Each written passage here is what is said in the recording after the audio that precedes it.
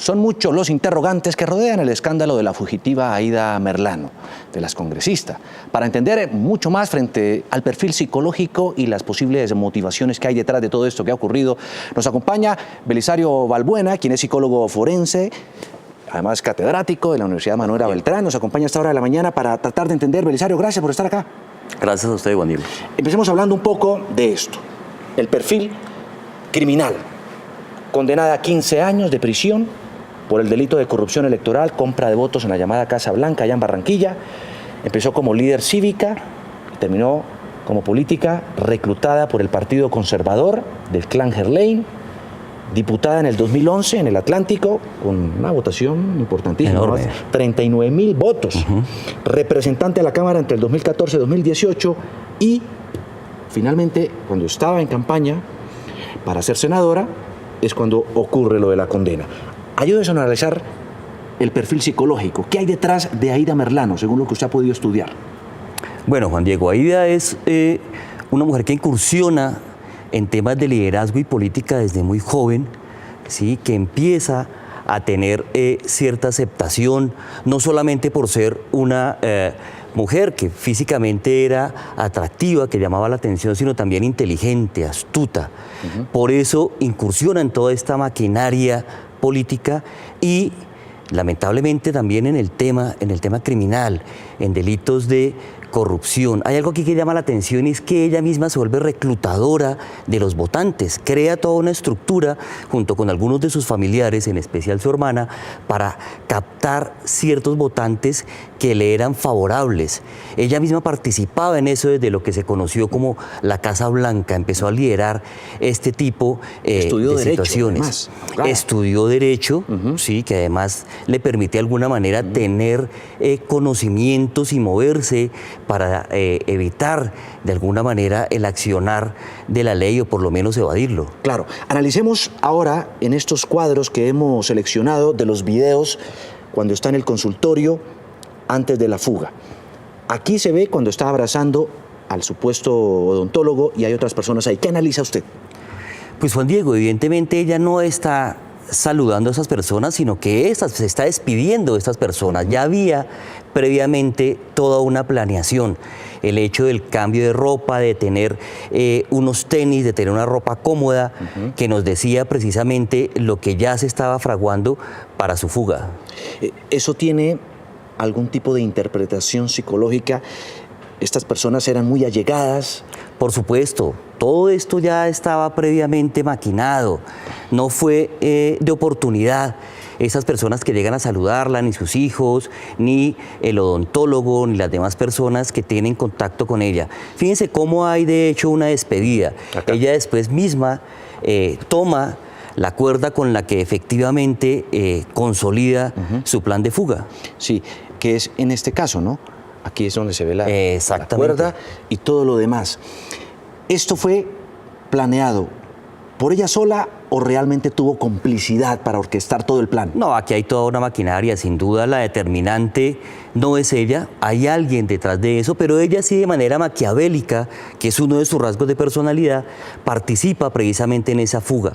Le gusta, le excita, hace parte del reto que ella quería también asumir para consolidar esa fuga. Pero cuando usted habla de maquiavélica se refiere a calculadora, estratega. Exactamente, calculadora. No solamente es una persona narcisista por el nivel precisamente que ha logrado en la parte política, en especial de la costa atlántica, y toda la maquinaria que la acompaña, sino que además es manipuladora, es maquiavélica y hay incluso algunos rasgos ahí de tipo psicopático que le permiten precisamente no medir las consecuencias de lo que está haciendo, ¿sí? Burlarse de la justicia, comprar precisamente a todo este estamento que le permitió y le facilitó la fuga. Claro. Veamos participación a esta hora de la mañana a través de Twitter de nuestros televidentes. Byron Andrés Niño dice: la corrupción en Colombia permite que acontezcan hechos como este, y esto tiene una naturaleza, el ejercicio de la política, en la cual todo se compra y se vende, incluyendo las conciencias de muchos colombianos. No sé por qué les extraña si esto ya es una cultura. Y es así.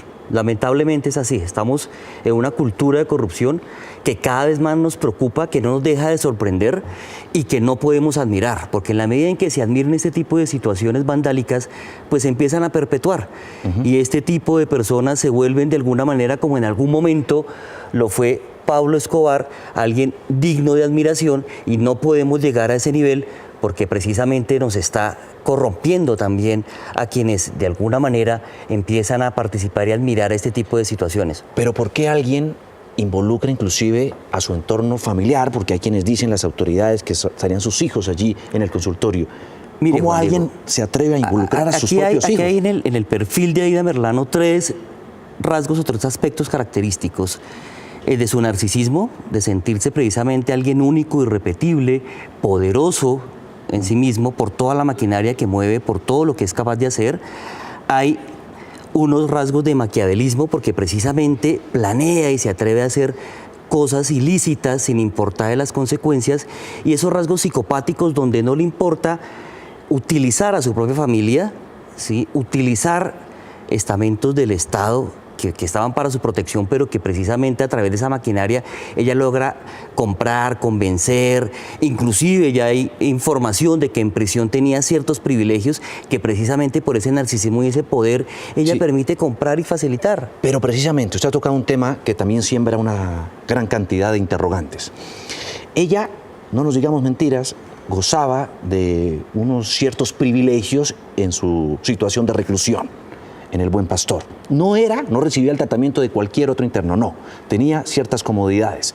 Aparte de eso, tenía una condena a 15 años que por todos los beneficios podrían reducirse, según los expertos, a 7. Ella llevaba más de 1 detenida. Y aparte de eso, podía apelar esta decisión, pese a que su calidad de aforada podía hacerlo por una nueva ley que había permitido, abierto esa puerta. Si tenía todas esas oportunidades y gabelas judiciales, ¿por qué se fuga? Porque ahí hay otras mentes detrás de esto, Juan Diego, sí, que precisamente, y por ese rasgo de maquiavelismo, le dicen, mire, es emocionante burlar la justicia. Usted ya lo ha hecho muchas veces. ¿Qué más da que se vuele?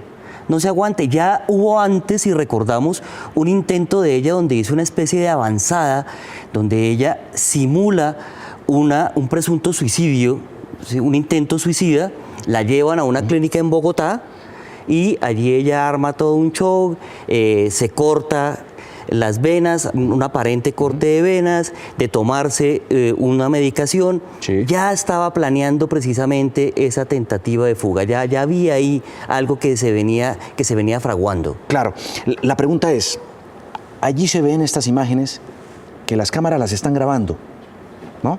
Miren, ¿será que ellas no sabían que los estaban grabando? ¿O no les importaba, como usted dice, por su grado de maquiavelismo y de narcisismo?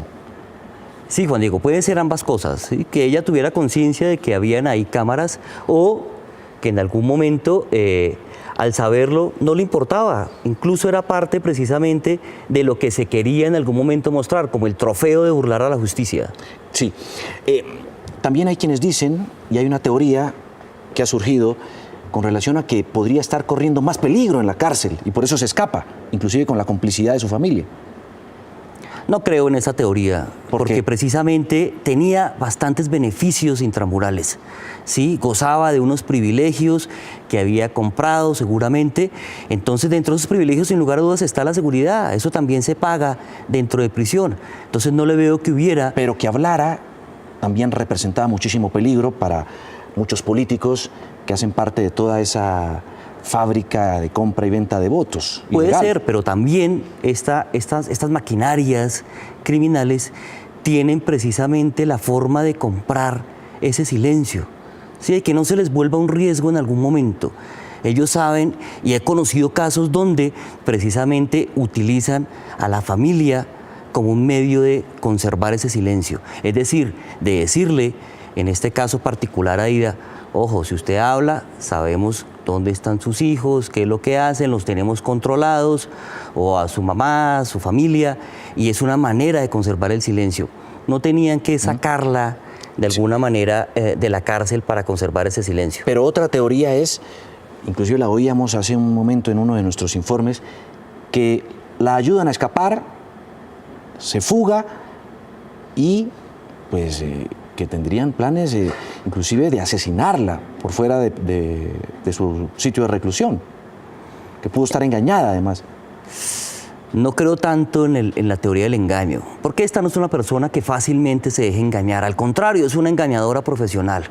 Entonces, sería difícil concebir que ella no haya podido predecir que esa ayuda para su fuga tuviera como intención el hecho de desaparecerla o de callarla para siempre. Guardando las distancias, porque son dos casos muy diferentes, ¿usted compararía el modo en el que piensa, actúa y delinque Aída Merlano con alguien como el Chapo Guzmán, Pablo Escobar?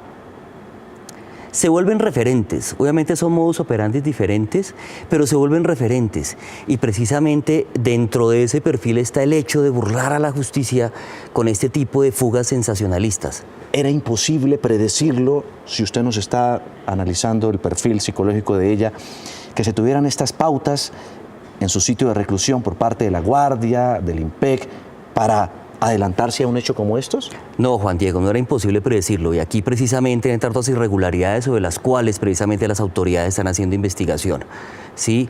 Y es el hecho de que el nivel, primero, no tenía por qué haber un permiso de salida para algo que no era de urgencia, como un tratamiento odontológico estético. Segundo, el esquema de seguridad que ella llevaba era un esquema bastante simple para lo que ella estaba representando.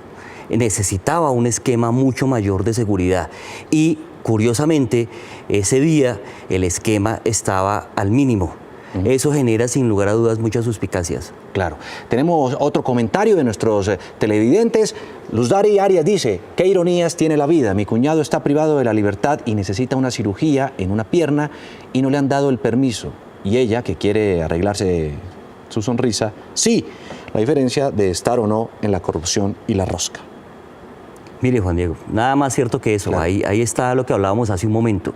Yo también conozco casos donde tengo algunas personas privadas de la libertad con incluso enfermedad terminal, que necesitan un tratamiento extramural. Y lamentablemente ni los jueces de garantías ni el IMPEC han favorecido que vayan a ese tratamiento.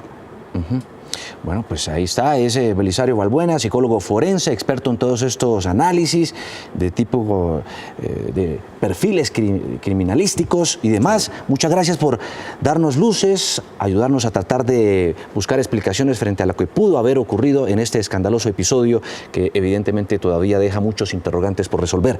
Belisario, muchas gracias por acompañarnos. Somos Tendencia a esta hora de la mañana en la sección del tablero, echando lápiz a propósito de este tema.